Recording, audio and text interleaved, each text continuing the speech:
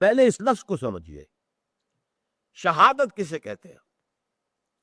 لفظی معنی شہادت کے موجود ہونا، شاہد وہ جو موجود ہو، اسی سے گواہ، اس لیے کہ گواہی اسی کی معتبر ہے جو حادثہ ہے یا واقعہ ہے یا وقوعہ ہے اس میں موجود ہو، چشمدید گواہ، اب گواہی تو وہی ہوتی ہے۔ اور اس کے ایک معنی مددگار بھی ہے، آپ کا بہترین بہی خواہ ہے، رشتہ دار ہے، عزیز ہے، محب ہے، محبت کرنے والا ہے، لیکن وہ موقع پر موجود ہی نہیں ہے تو آپ کی مدد کیسے کرے گا؟ موجود کی شرط لازم ہے تب مدد کر سکے گا نا۔ آپ کو کوئی چند اوباش لوگ آپ پر حملہ آور ہو گئے، آپ کو مار رہے ہیں، پیٹ رہے ہیں، تو کیا کوئی موجود ہوگا آپ کا دوست و ساتھی تبھی مدد کرے گا نا۔ تو اصل معنی موجودگی، شاہد، لیکن گواہ، اس لیے کہ جو موجود ہوتا ہے اسی کی گواہی معتبر ہے، اور مددگار۔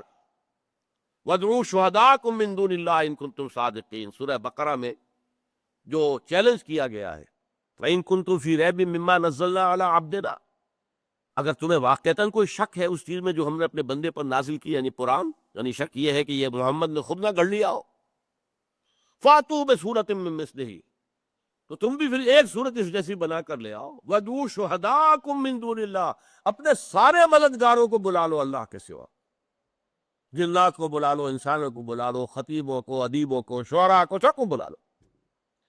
تو یہ ہے شہداء، مددگار۔ اچھا، اب یہ لفظ جو ہے کار رسالت کے لیے جامع ترین لفظ ہے۔ اچھا، شہادت کے اندر اب آپ دیکھیں گے، شہادت یا کسی کے حق میں ہے یا کسی کے خلاف ہے۔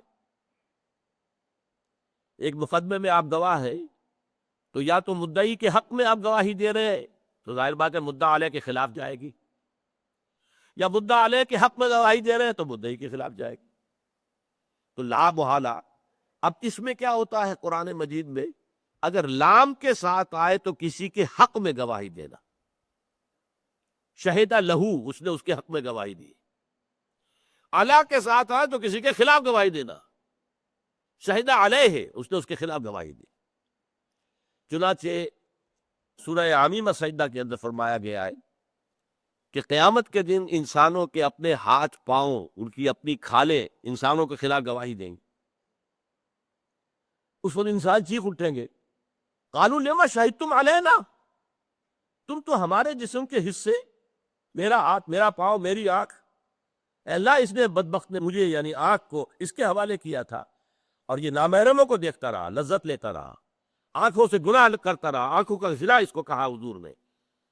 الزنا ذو العین، ایک زنا جو ہے آنکھ کا زنا بھی ہے، نامحرم کو دیکھ کر لذت لینا، یہ بھی زنا۔ تو ہماری آنکھیں ہمارے خلاف گواہی دیں گی۔ تو وہاں آتا ہے، ہم وہ سب کہیں گے لما شہدتم علینا، تم نے ہمارے خلاف گواہی کیوں دی؟ قالوا، تمہارے اعضاء کہیں گے، انطقنا اللہ الذی انطق کل شیء، آج ہمیں بھی اس اللہ نے گویائی کی قوت عطا کر دی ہے جس نے ہر ایک شے کو گویائی کی قوت عطا کی۔ تو شہدہ یشہدو، گواہی دینا، لے حق میں، علی خلاف۔